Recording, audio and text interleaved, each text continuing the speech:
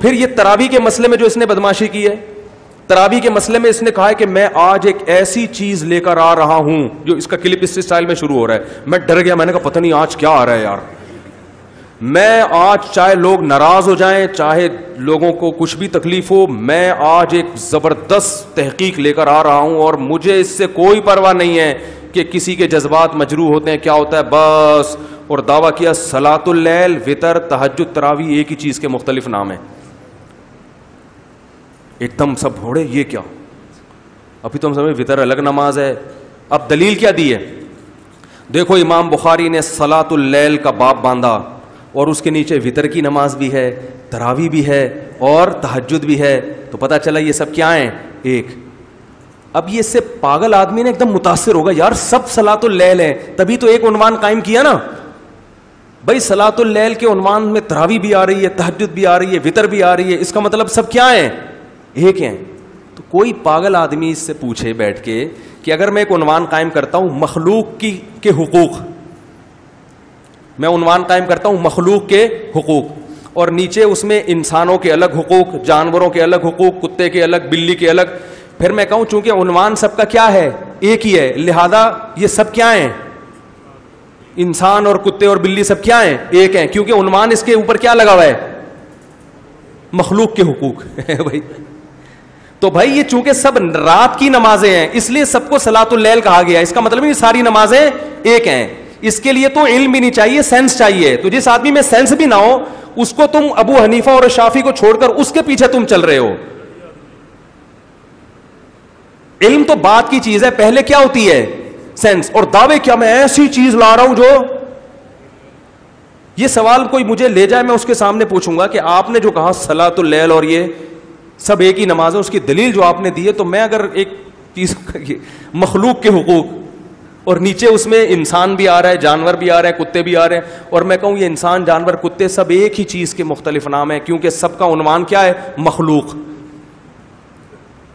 تو بھائی لیبل ایک لگانے کا مطلب یہ ہے کہ یہ تمام چیزیں اس لیبل کے نیچے آتی ہیں. تو چونکہ یہ ساری نمازیں رات کو پڑھی جاتی ہیں، اس لیے ان کو صلاۃ اللیل کہا جاتا ہے. صلاۃ اللیل کا عنوان سے یہ ثابت نہیں ہوتا کہ یہ ساری نمازیں ایک جیسی. حضرت عائشہ کی صحیح مسلم کی حدیث ہے، نبی صلی اللہ علیہ وسلم یوتر بثلاث، 3 وطر پڑھتے تھے.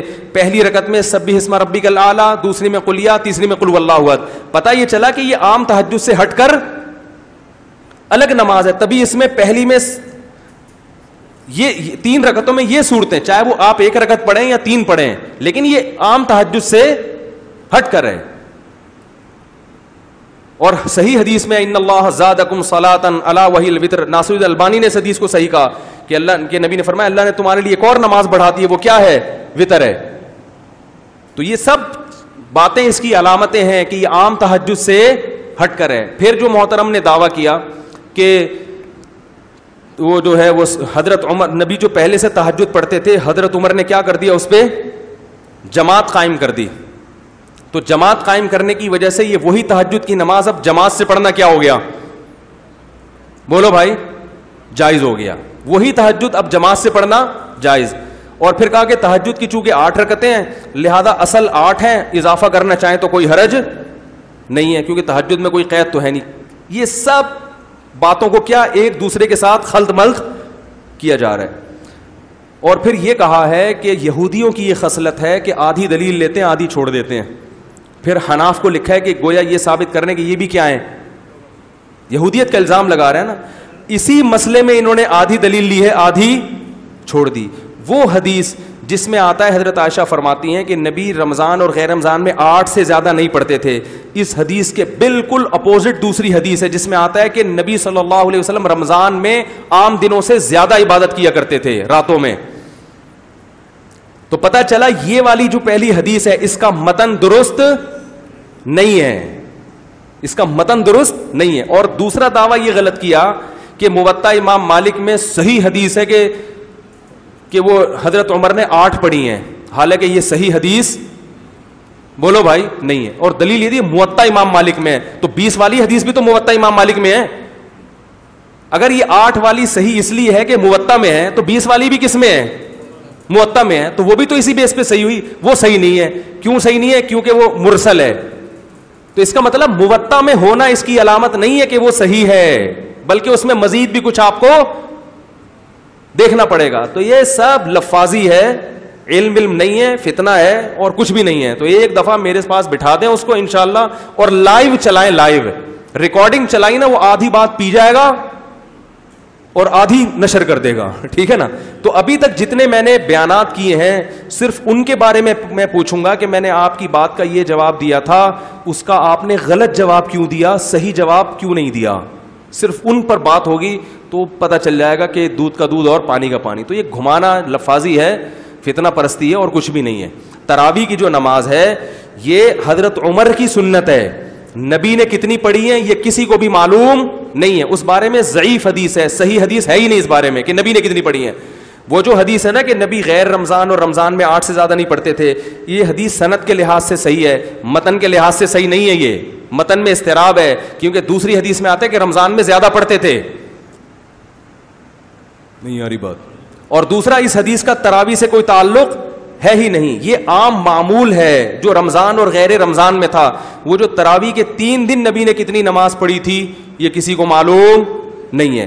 اب آپ کیا کر رہے ہیں کہ حدیث سے 8 رکعتیں لے رہے ہیں اور جماعت کہاں سے لے رہے ہیں, حضرت عمر سے.